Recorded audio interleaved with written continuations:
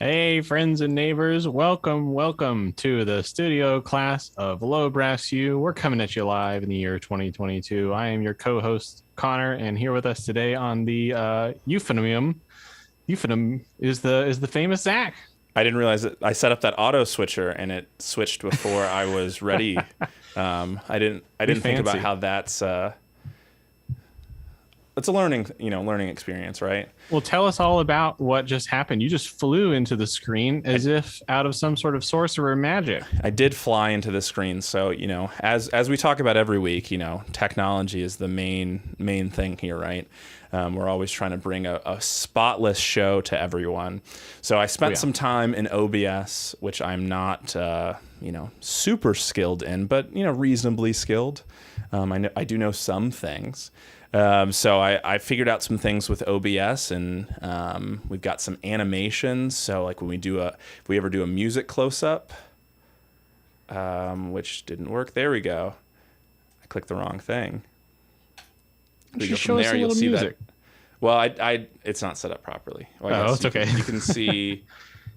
No, you can't. Nothing. Well, it's works. It's a cool gray idea. Screen. It looks really neat. Yes, I forgot to grab the computer that I have set up for that. So I could go grab it at some point. But yes, we are live, and we already have some questions. I don't even have the comments thing up yet because I'm incompetent and didn't get it ready before the show. But I'm working on it. I'm going to try to get that up. And one thing that would be nice to have some feedback from is if anyone thinks that the switching is a little bit too often. The idea is that we're always on screen when we're talking, and so it's switching back and forth, but it might be a little bit annoying, so hopefully it won't be annoying. That's the goal. Hopefully it's not annoying. I say as I appear on the screen. Yes. I kind of wanted to do that. Yes. Anyways, tons of comments already. Look at that. People are ready to go for the 5 o'clock show. Yeah. Well, your 5 o'clock. Oh, yeah. Wherever you tune in for these things. Right. Respectively. Why don't you kick us off with that first question of desert island albums while I get the comments up? Ooh, top 10 desert island albums. Do they have to be jazz albums?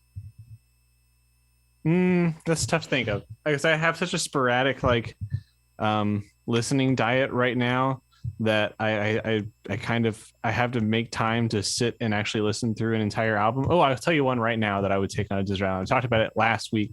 It's Yawning Truman's not most recent album anymore, but I think it was an album. The album they released in 2020 was Emotional Reality, and it's like a really, really good, like kind of small ensemble album from Yawning Truman as a leader, who, if you don't know, is a trombone player from Germany. I'm pretty sure spent some time in New York, and I think is back in Europe, just kind of doing everything. And I first learned about Yawning Truman. I don't know if I'm saying that first name correctly. It's one of those things where I've only ever read it, but they have a bunch of really high quality YouTube videos of some of their work, and the trombone playing is amazing. The writing is amazing. So there you go. That's album number one. I'll let you add another one to our top 10 desert island albums. Okay. Zach. Well, we'll maybe alternate. We'll both end up with 5.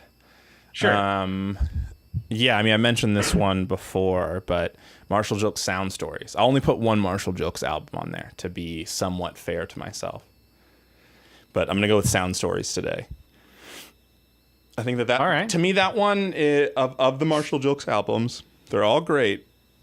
That one to me is like you can't skip around on it. Like you just have to like start it from the beginning, listen to the whole thing, start it over from the beginning, listen to the whole thing. Like it's such with all the like the part 1 and part 2 songs on there, and the, all of that sort of stuff. I think that kind of adds to it. Where you just kind of have to watch or have to listen to all of it.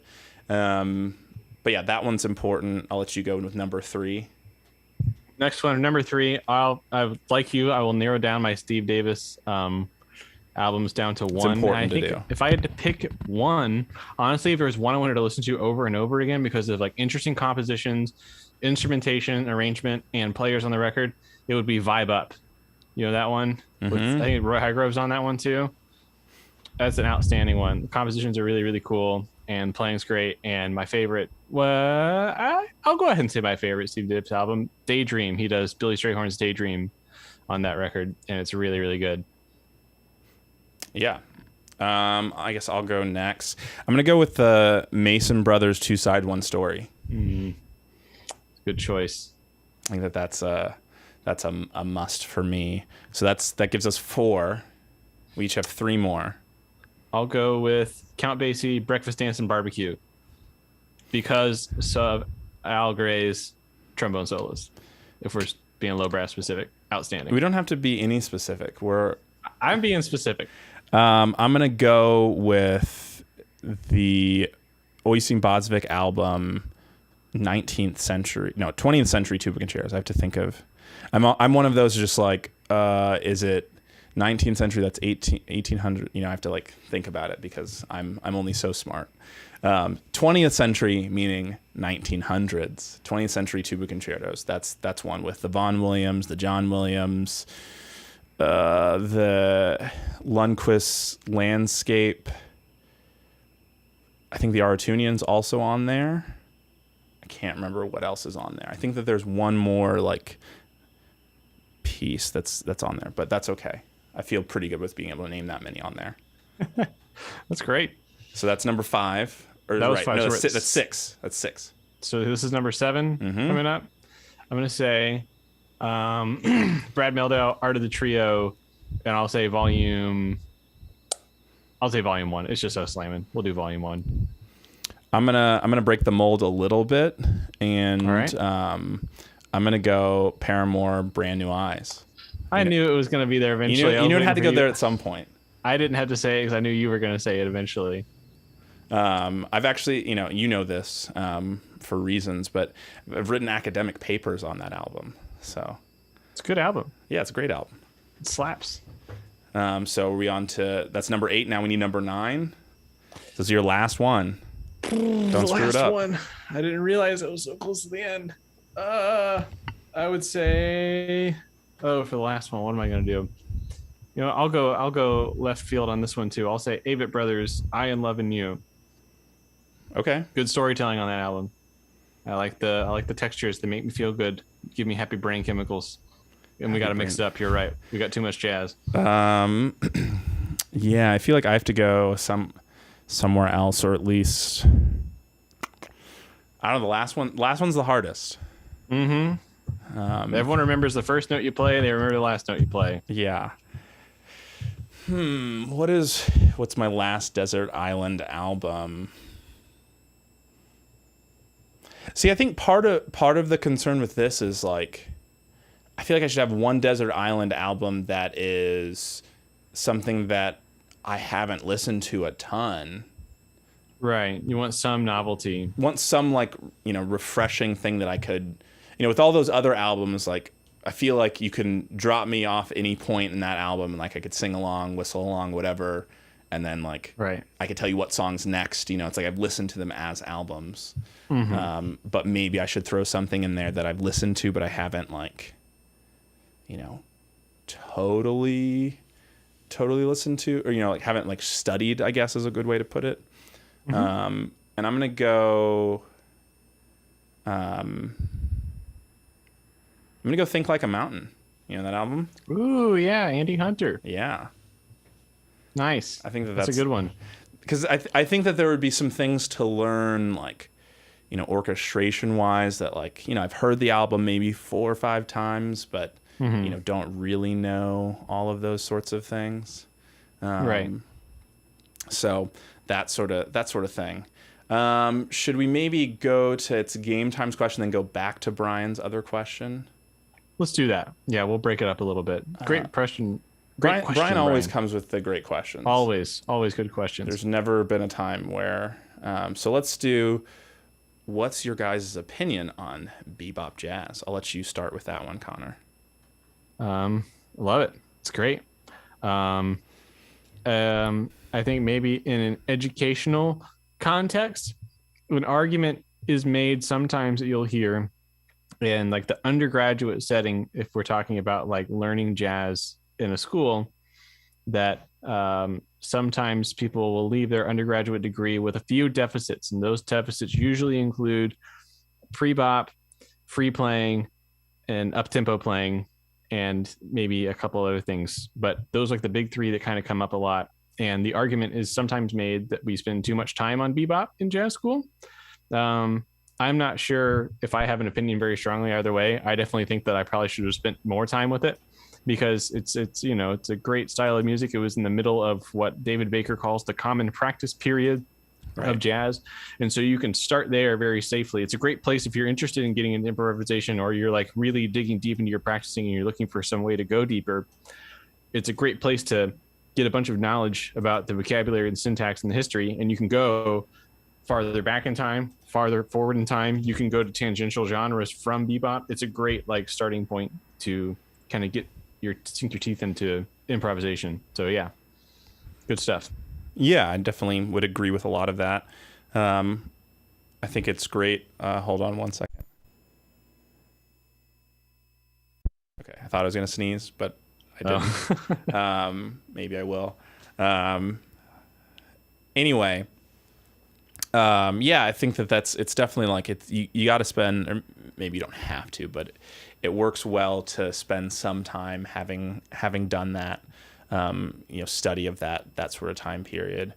But yeah, I think it could be not overused, but I remember specifically when I was doing my master's at Northwestern, and I was playing lead trombone in the big band, and Victor Goins was there that day, and I took a solo, and he didn't exactly say this, but well, what he said was, you don't have to play the same way all the time. And I think what that really was getting at was that I was playing everything like it was bebop. I think that's kind of was his angle at that point in time. He didn't say it in exactly those words, but it kind of that's kind of what I heard anyway, which is definitely like that specific day, like that's how I was playing, and I probably was playing everything like that. I was probably thinking, because he wasn't there full time, I was probably thinking, yeah, it's like I'm going to show him all the notes I can play and play a bunch of fast things, and probably what came out was bebop. Because that's what you practice fast on the trombone a lot of times. So I think that was kind of a, again, not a knock on bebop necessarily, but it kind of echoes some of what you were saying of maybe that's the only thing we focus on sometimes, which, maybe isn't the greatest. Let's see here. Let's go to best routine for low range octave jumps on bass trombone. Ooh. It's a great question. This would be a great time to phone a friend and to see what Dr. Reginald Chapman has to say. But one of the things that he told me about when he was we played in the Disney band together, and he's definitely to me kind of one of the kings of doing low range jumps on the bass trombone, large interval jumps and things. And I think he tried to get me to realize that they weren't as far away as I thought they were. Is that the notes, like being an octave, it's like you kind of feel like you have to, reach really far down for a specific note, or reach up for the octave above it or something like that. And I think that there's I think that that's sometimes true, but for the most part, I think that there's a lot of do too much or we're doing too much. That's kind of a part of that. Like what's that one movie where Paul Rudd is teaching someone how to surf? Oh, and he's like forgetting Sarah Marshall. Yeah, and it's like you're doing too much. You got to do less. You got to do less. You got to do less. And then it's like, well, you have to do more than that. And it's just like that's kind of a good way of like thinking about it. I think with the low range jumps is that obviously there's some change. There can't be no change whatsoever. Like that obviously doesn't make sense. but maybe they're not like kind of as crazy far away as we might think. So we kind of didn't go back to the top 10 improvisational influences, but let's go to the what's the best chord is a quick one. So what is the best chord to you, Connor? Dominant flat 9 with a natural 13. Which one though? I think you have to be specific with what root. Oh, I thought we were just talking about quality. I get. Okay, so then fine. Playing like a D major chord over the first chord of Stella to be kind of like a sus flat 9 with a natural 13.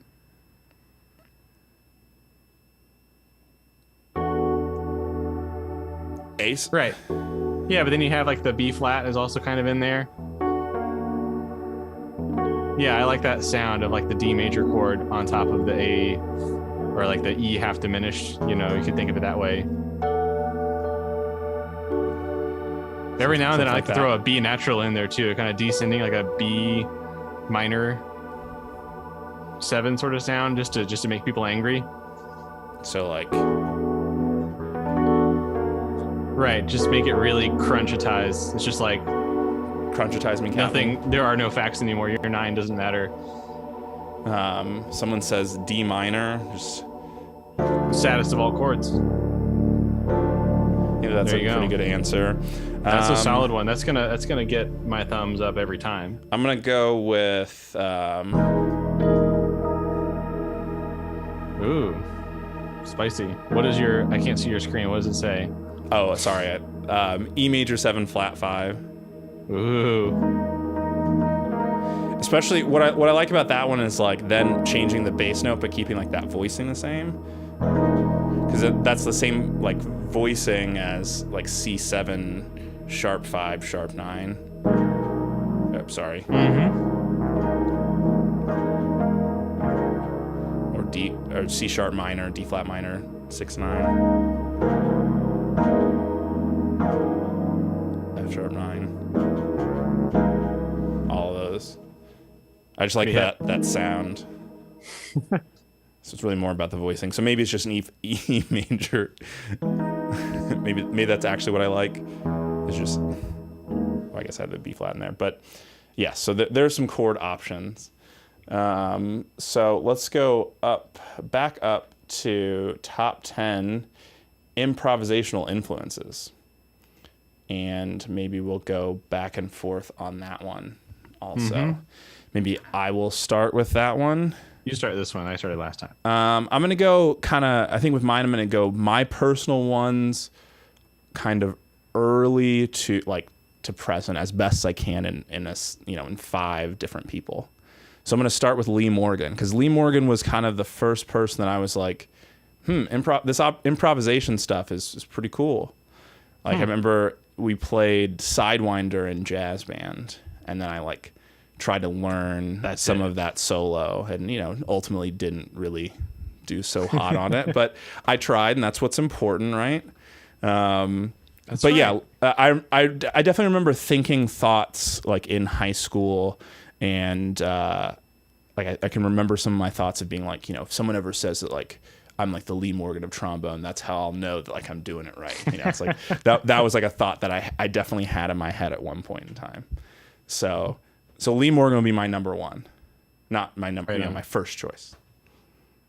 All right, I think in a similar vein, like one of like the first like improvisers that really like caught my ear, and I like started really really deeply listening for like language and stuff like that, was probably Oscar Peterson. Ooh, from specifically what it was. And remember I'm a late bloomer. This was I was in college already, and so I was driving. At the time, I was waking up in Louisville really, really early after like hanging out with friends and gallivanting, and I had to drive to my early classes in Bowling Green, Kentucky. But you also lost an hour, or no, you got the hour back going from Eastern time to Central time. So you could do that. You could go hang out with your friends and just be a little gargoyle in Louisville, and then wake up early enough to get to your 8 a.m. theory class. And I remember I would listen to Pandora back in the day, and I would turn on Oscar Peterson radio, and eventually they started playing a whole bunch from that exclusively for my friend's series of albums. And that was it for me. I was like hearing him live with various trios, so immaculately recorded and like very informal and just like stretching out. I was just like, that's the sauce. Like I want that sauce. Like give me that. So there you go. There's my number one, or my first one at least. All right, your turn. Sorry, I had to play the chord progression that was on screen, which took me surprisingly a long time to understand slash chords in that moment. Anyway, so my second person, I'm gonna go with J.J. Johnson. Oh yeah, who was probably like, that was like, okay, so I've listened to Lee Morgan some. Let's get like the quintessential trombone person in my life, and that was J.J. Johnson for a while. Definitely. Back to you. I think we all have to. Yeah, you have to. You know, we owe it to the craft to spend that serious time with JJ. Right. As the next person I'm about to say on this list famously said in a Downbeat interview, he is our bird. So as trombone players or as low brass musicians, like he is the Charlie Parker. You know, it's kind of like when you start from bebop being like a common practice era of jazz. It can also be said, if you want to get serious about the history of the trombone, like no one's going to tell you don't start at J.J. Johnson. Right. In fact, most people, if you're checking out other stuff, they might say, hey, it's awesome, you're checking out all this other stuff. Make sure you're going to check out JJ while you're at it, especially if you're at the beginning. It's like it's just such a cool experience. I wish I could go back to freshman year in the dorms and like listen to, you know, the one J&K album I had back then. You know, I wish I could go back and listen to it for the first time again. It was just that was another one of those game-changing things. Anyways, the person who said that in, I think, a 2014 interview was Steve Davis, who is the next trombone player that I got really serious about. And the reason I got really serious about them was because I went to, the hotly debated multi-album song that is the same arrangement in both albums, so don't at me, is I went to go to University of North Texas to go check out their like small group camps and help out as a counselor and get some lessons with Tony Baker. And I tried to like write down and memorize as many things as I knew Tony Baker thought were cool. And one of those things was like, go transcribe more Steve Davis. And so I just did a bunch.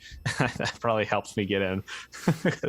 But there you go. That's kind of a good segue. I know we could keep going on this list, but I kind of want to divert from that and let's keep going. Yeah. Or divert rather. Kind of address something that you just said, because you're talking about doing those jazz camps before you went to the University of North Texas. Yes. Right. So I think, you know, there's so many people I feel like who ask things like, how do I get into this school? Like, you know, how do I get a graduate assistantship? How do I do this? How do I do that? And I think you just hit on one of the like smartest things that you can do to try to prepare for going to a specific university or get into a specific program or something like that is, you know, find out what that person likes, how they operate in things. You know, I definitely wasn't smart enough going to the University of North Texas when I was, 17, 18 to think about what I should be practicing that maybe someone would like. But you hearing that, Tony likes, Steve Davis, that probably, not that you needed that to get in or something like that. But it really doesn't help. It doesn't hurt.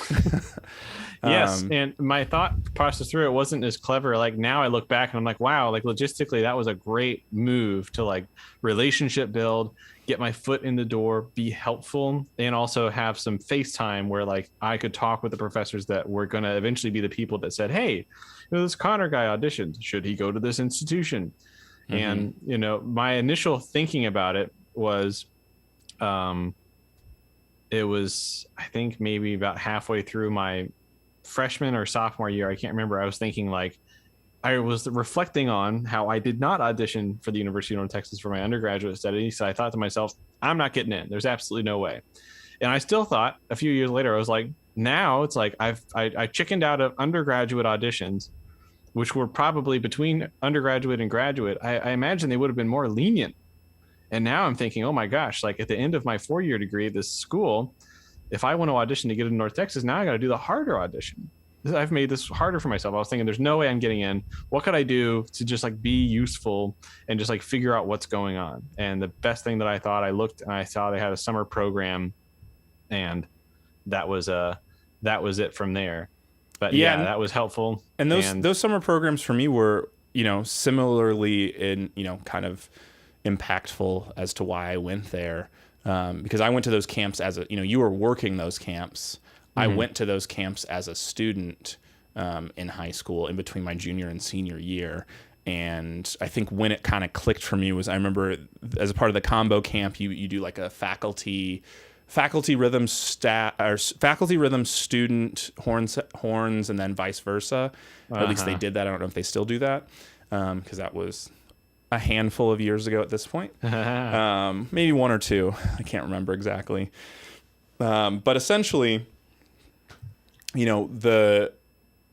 I remember playing with Lynn Seaton, the bass professor, and him asking me, it's like, are you going to come to North Texas? And I was like, well, I was thinking about it. And it's like, you should come to North Texas. And like, that was one of those moments where it was like, oh, I should go here. I don't know if I would have had the same, I don't want to say confidence, because I still was not sure that I was going to, get in or something. It's like, there's still a lot of, things to go one way or another. But that was kind of the moment where I was like, oh, yeah, I should like do this.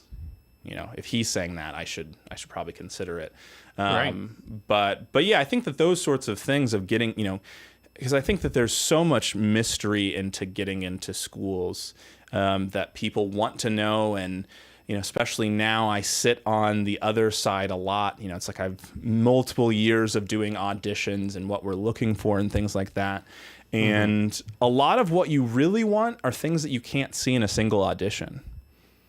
Right? How do you see progress, work ethic? Right. Ability to take criticism and build off of it. It's not really things that you see in an audition necessarily. So I always kind of found that having, especially, I feel like I was really active about it for grad school. But I guess to some extent I was also for undergrad auditions as well. I did have lessons with, some of the faculty at North Texas beforehand.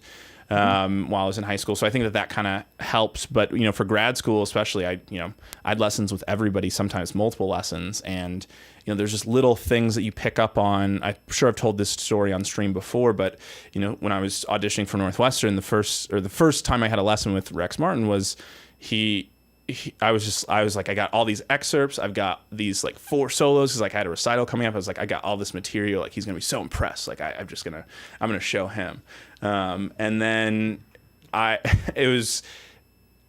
walked in there and he was just like, what do you have for me today? And I was like, well, I've got like, any of these 15 excerpts, this concerto, this piece, this, this sonata, this, whatever. And he was just like, well, I usually like to start with an etude. And I was kind of just like, I don't have one of the, it's like I always could like pull something out. I think I was using my iPad for that, so it's like I could have like pulled up something potentially, but I essentially didn't have that planned. And then the big thing that I did next was, the next lesson I had, he asked me, what am I going to play? And I said like basically verbatim, well, last time you said you like to start with an etude, so I have this etude to start with. And he just really liked that. And those are those little things, that has nothing to do with my playing ability or one's playing ability. But those are things that definitely, again, if I didn't play well at all, probably wouldn't have gotten in. But a lot of those sorts of little things can sometimes be the difference, and sometimes are just it just shows another dimension of you as a person outside of just you as a player. Right. There very well may have been another tubist that had come to his school that year to grab a lesson sometime between then and the admission process that did not learn their lesson and bring an etude, or just like show any evidence of like, I'm listening to what you're saying and I'm going to bring what you said last time to the next lesson. Like these are all, or like they're informed by the previous one. They're always growing from each other. Yeah. And I think especially in that scenario, it's like he basically only took one grad student a year. That was pretty much the system, at least one master's student. And I think what was, it's like, so it's at some level, it's hard to get that spot. I think what you have to realize that you have to make it where the person wants to work with you for 2 years or for 4 years or for 5 years, whatever the degree may be or may turn into. Right. They have to see you weekly, just like you have to see them. So if you're not doing a good job of making it where they'd want to teach you, they'd want to kind of work with you, then, I mean, why would they do that? So those are little things that are kind of extracurricular things that are very important in my opinion. So let's answer a few questions here. All right. Top 3 DCI shows. I'm going to answer that by saying you're going to find out how much I know when, I mean, I can throw out things that definitely exist, but I cannot pinpoint a specific DCI performance. Yeah, I feel bad. I don't know if I can cite, like, I don't know like the names of them. And not that we'll dive into it, but wouldn't want to reference the wrong one that might be in some issues right now, some turmoil from having some problematic things go on. So I'll just stay away from that one. Pepsi mom's the word. Pepsi or Coke, though? Now that I have some opinions on, and the answer is RC. The answer is RC. That's a terrible answer. What's wrong with RC? It's just, if you're going to do it, RC has just an iron grip on South Central Kentucky. Like every time we went to like marching band. Is that camp, because of Ale 8? Is that part of RC? I have no idea. I thought they were their own independent thing. Yeah, I don't know. Truth be told, I haven't had an RC or like I guess in a very, very long time. But I did growing up as a small young person when I was like 5 years old for like a year. There was a neighbor in my neighborhood, my subdivision growing up, whose dad worked for Pepsi, and I got to go to his house all the time and hang out, and we would watch Sailor Moon together, which was dope because it was on Cartoon Network. And then he moved to Texas, so that gravy train was over. But those are my good memories, so I'm gonna have to say Pepsi then. Yeah, I mean, I think, I mean, I grew up definitely as a Pepsi household. And I don't know that you know that about me. I did not know that about you. We were definitely a Pepsi household. There's a lot of wild cherry Pepsi. That was probably the main Pepsi thing. And Yeah. I think because of that, knowing like how some people just are like really about Coke, I was always like wanting to have Coke, but like that was like the thing that I wasn't able to ever get. So yes, I think I transitioned into being a Coke person in my earlier adult life. I really don't drink much cola anymore, but occasionally. I'm glad you said cherry though, because it needs to be said. These days, the market is oversaturated with like extracurricular soda flavors. But like back in the day, it was like you get your regular, your diet, your caffeine free, or your cherry. And it was just like, why would you not get the one with like the most flavor punch? It was like the best one. Yeah. And I feel like not everyone shared that opinion. So I appreciate you externalizing that. Yeah, I mean, that was what was at the house, So let's see here. Last month, I couldn't play beyond pedal B flat on my tenor trombone. Now I can reach as low as pedal E flat with the trigger. Feel pretty happy about it. That's awesome. That's awesome. Yeah. And so yeah, I think just working on that range on tenor trombone is really important. And I just do a lot of glissing exercises down there. I don't know that I have anything kind of game-changing wise, but I think that just doing glisses in that range is really, really helpful. Yes, I'd love to hear what Theodore Feller did. They say it took a year to reach there, rather they corrected themselves. I would love to hear maybe some of the things that they found were helpful. Yeah.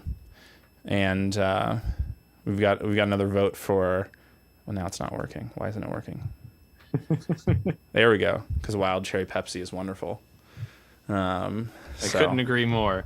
I don't know the last time I've had wild cherry Pepsi. I assume they still make it, but I feel like I don't even see it. That's true. Not that I'm looking for it, but it feels maybe like it's no longer wild. Maybe they've tamed the cherry. They've tamed the cherry. It's just docile cherry Pepsi. It's timid cherry. But yes. But yeah, working on that sort of range, I always find with me in the trigger range, even when I'm playing tuba, even when I'm playing bass trombone, if I don't do the work on tenor trombone specifically, that range can start to go for me. And it's one of those things where it's just like when I feel it start to go, I feel like really uncomfortable. And it's just like, oh, I'm bad at this thing. I work to get rid of that, to make this easy. And it's like that's one of those like daily sort of check-in things that I do. And if I don't, you get what you get sometimes. You feel it. Yeah, I've definitely gone there. And you just you go for a note in the valve register, as it's called, and it just warbles in that very specific way. In your life, you just have this flashback of all the practice you did in little tiny cramped sweaty practice rooms where you thought to yourself, I'm going to get this together for me and I'll never let it go away. And then all of a sudden, you're fast forward to 2022 and you're in your living room with your trombone just with this dumbfounded look on your face. Like, don't you feel a little bit silly? Yeah, with those gliss exercises, if pedal E flat is kind of the line, I would start, I guess, that pedal F, and then gliss down to E flat, and then same thing, try to add a note, add another note, until you get all the way down to that C, which is kind of the theoretical lowest note, without kind of anything. So were you just like adding them by half step, just like slow Remington style sort of thing? Yeah, that sort of thing. Yeah, and then I might go back up, or just depends on. That's kind of a tricky thing because most people don't have enough air down there to go down and back up. That would kind of be my ideal thing, and that's generally what I do personally until I get all the way down there. But yeah, just doing really, really easy sort of things like that, I find to be pretty helpful. Yeah, sorry, go ahead. Oh, I was just saying it's I'd like to hear this stuff because that's a register that I don't check on very often these days, and it's one of the ones that I got frustrated with, especially during undergrad when I was like trying to get like the whole horn figured out. I was experimenting with routines, and like part of it that my undergraduate professor had me do a whole bunch was like, get down in the low pedal and make it comfortable. And I remember the upperclassmen in my studio always being able to just like honk out on their tenor trombones, like low D's and D flats and C's, just like, starting there as opposed to just like very gently getting yourself into that zone. And I after a lot of work, I feel like I was able to comfortably gliss down from like F down to D or maybe E flat down to D. But then you're talking about pedals, right? Pedals, yeah. Below that, it was hard to get it to speak. I could get it to speak, but it never quite rattled in that way that I always wanted it to. And I feel like it's a trick that I feel like I never quite figured out. I'll demonstrate a little bit of that gliss exercise since we have the technology. Yeah. So I would start much higher, and do.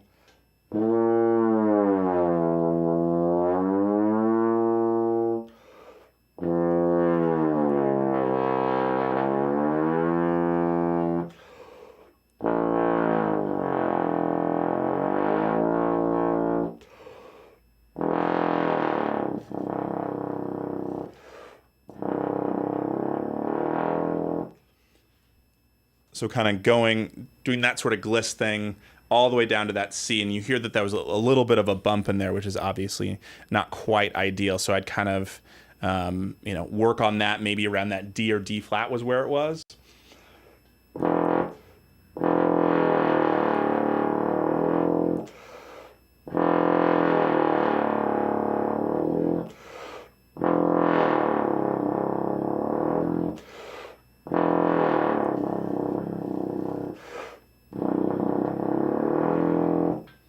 Kind of work on it in that sort of way. See, that's amazing to me. That's like, this is Merlin's magic. I love to hear it, but it's something that I got to keep working on. Maybe this is my wake up call to go ahead and get down there and go paddle around in that deep water and get comfy. Maybe it's your wake up call to get a doctorate in tuba performance. Yeah, probably not. I don't think it's that wake up call. But yeah, I mean, either way, that definitely is my weekend. Is a relevant thing. Playing lower instruments doesn't. But it's cool to do. I just think it's so cool. Yeah, my kind of philosophy with it is just like, you paid for it, Yeah. But that's fair. We'll get to it's game time 47's comment, but we'll since we're on the topic of it. the big thing that helped was just experimenting with embouchure and the angle of the mouthpiece. Observed, I have an embouchure for B flat, A flat, G downwards, has a different one personally. Yeah, I think that it's reasonable to have some sort of shift down there. I'm kind of the mindset that I don't want to think about it. But if thinking about it helps you, I'm not necessarily against it. I won't usually tell a student to think about those sorts of changes, but I definitely accept that there, if you were watching me, I'm sure there was some difference. Right. There's some sort of kinesthetic thing going on. And maybe instead of like trying to plan like, all right, like, Christian Lindbergh uses this embouchure, so I'm going to try to do that. You might just notice on yourself, like, oh, I feel this way when I'm playing this note, as opposed to like, oh, better open up my jaw. I think I got sucked into a lot of that early on, trying to like emulate certain players or do things that, I was kind of hearing with my eyes a little bit. But, it's one of those things. We all feel it out for ourselves. We all have, the instruments are made similarly. For as different as instruments are, even when we're trying to make them all the same, like our human bodies are also incredibly, incredibly different. Right. So our mileage always varies. Definitely. We'll let you answer this question. If I can get it to pop up. Wait, Connor, which instruments do you play? That is a good question. I am a trombone player by trade. That's the main gig. That's the primary instrument that I wrote down for all of every time I went to school. They said, what do you play? I said, the trombone. And so I play that. I have a valve trombone. I'm practicing very much to get better at it, and because of that, I had a euphonium there for a while. I mean, Mr. Crunchy. Especially when we're talking about valve trombone, you play the valve trombone. I don't think there needs to be a modifier with that. If everyone was shedding valve trombone, and you were just nothing compared to all those people, but it's like, who's playing valve trombone right now? Some people might be. Not that many people. You sound good on valve trombone is the point that I'm trying to make. So yeah, I would say that globally I play the trombone family of instruments. You get too far away on either side, things get hairy. You get towards that alto, it's like, maybe you get towards that bass, and it's like, Well, you're also still leaving something out. What do I leave out? Well, euphonium stuff, right? Or did you say that? I said euphonium. Okay.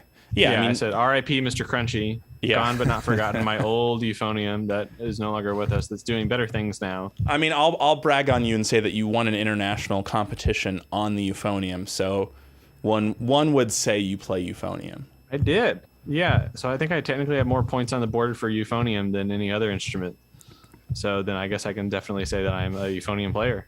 So there you go. Other than that, I'm a general music educator, which means like I went to school to like, I am like the state of Washington where I live recognizes with a certificate that I can kick the butt of like any 8th grader on their respective instrument. But beyond that, it's like, you're going to smoke me, especially like reeds and things like that. Yeah, but you're like a pretty good, for an amateur trumpet player, you're a pretty good trumpet player.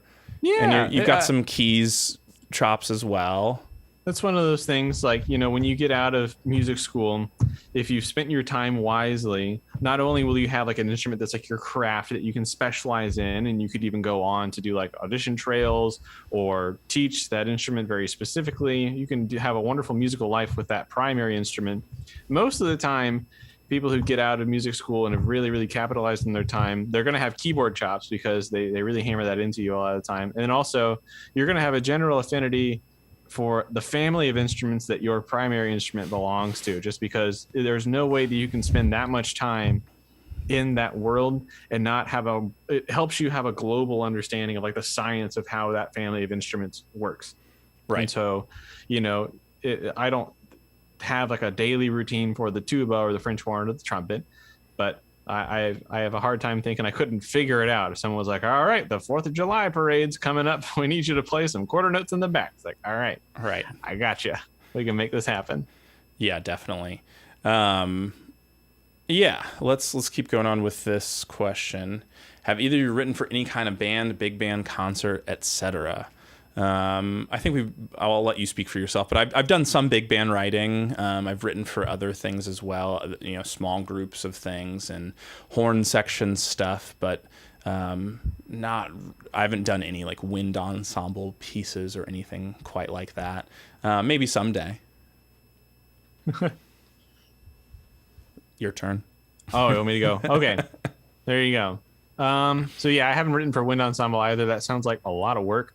Uh, I've written a decent amount now for big band. I've written recently here in the Seattle area for the Jazz Punishments big band. Done a couple of charts with them, and then I have my own group that I lead, which right now is called the Think Tank, and that's like a quintet sort of situation. So a lot of small group writing, and then recently I wrote a whole bunch of like cues for like rock band and electric guitar and brass ensembles and horn sections for it was a documentary that has not been released yet, so I'm not going to tell you what it's called, but that sort of like cue based film score writing I think is like just an absolute barrel of laughs. It's super fun, depending on, there's a lot of ways to approach it, but the funnest way that I had experience with was like we had like horn sections that were hired out for a weekend, and so you come with a bunch of charts, you do a ton of reading, and then once you get like the basic shells of everything down, you just start like messing around with stuff and like changing instrumentation and improvising stuff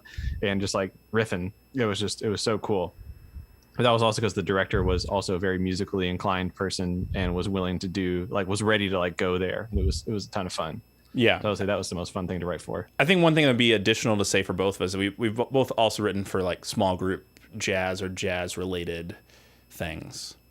Yes. I think that's probably where both of us have done the most composition work. Yeah, I would say like my absolute comfort zone is like rhythm section with one or two horns. Right. Yeah, that's definitely, I would agree that's kind of the home base for a lot of things. But you spend enough time in music school, it's like you learn how all these instruments work. I'm literally teaching a class at Tarleton State right now in scoring and arranging.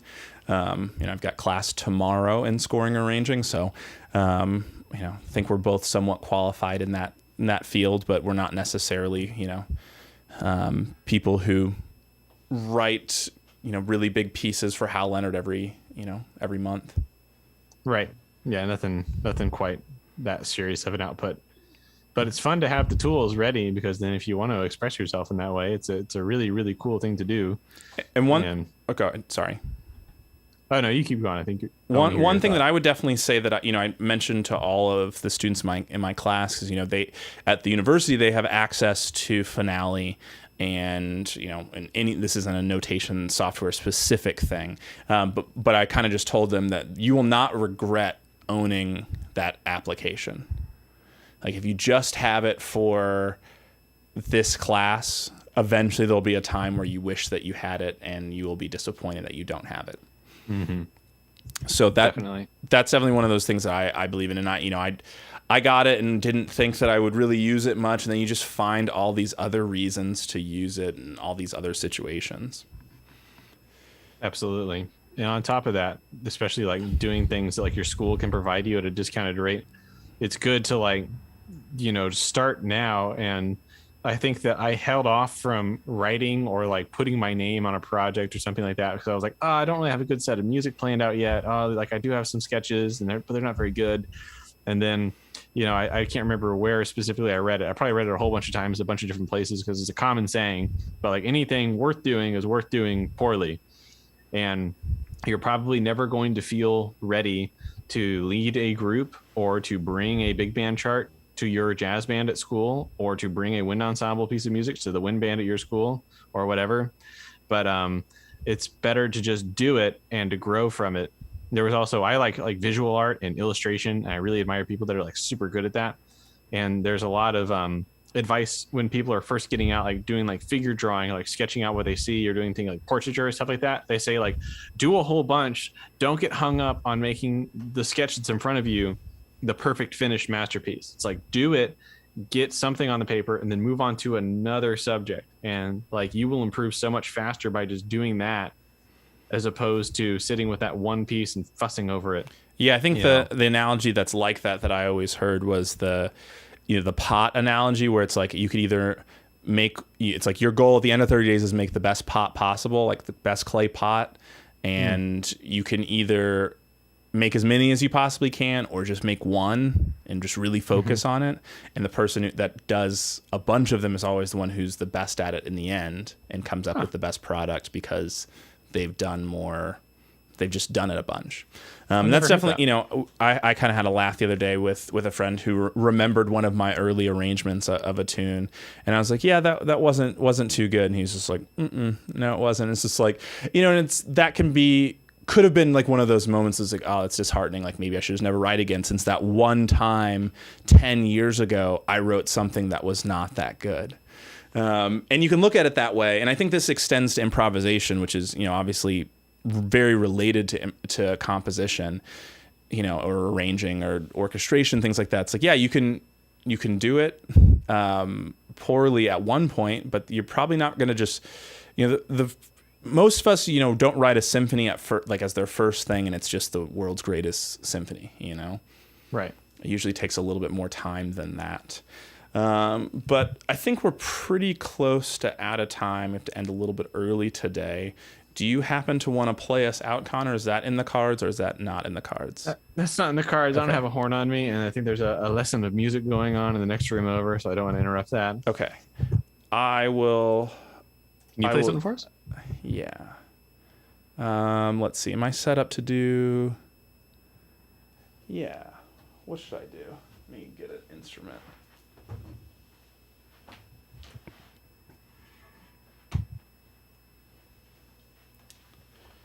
So what are the rules that you usually do? You just do one chorus of something? Yeah, play like the last 4 bars. See if we can guess it. See if we can guess it. And then take a chorus and see if you can also. The trick is, and I found this out this is one of those things of doing it poorly and just trying. I probably should have thought about it harder. It's like ending it as a solo linear instrument. So like finding a way to cleverly end the tune that harmonically sounds resonant, but also might be a tag or something like that. Right. No pressure. Yeah. Yeah, and then I usually cut you out, so it's like I'll have to do that myself this time. You're making my job harder. Let's see here. You should just play valve trombone. It'd be a lot easier. It'd be one-handed.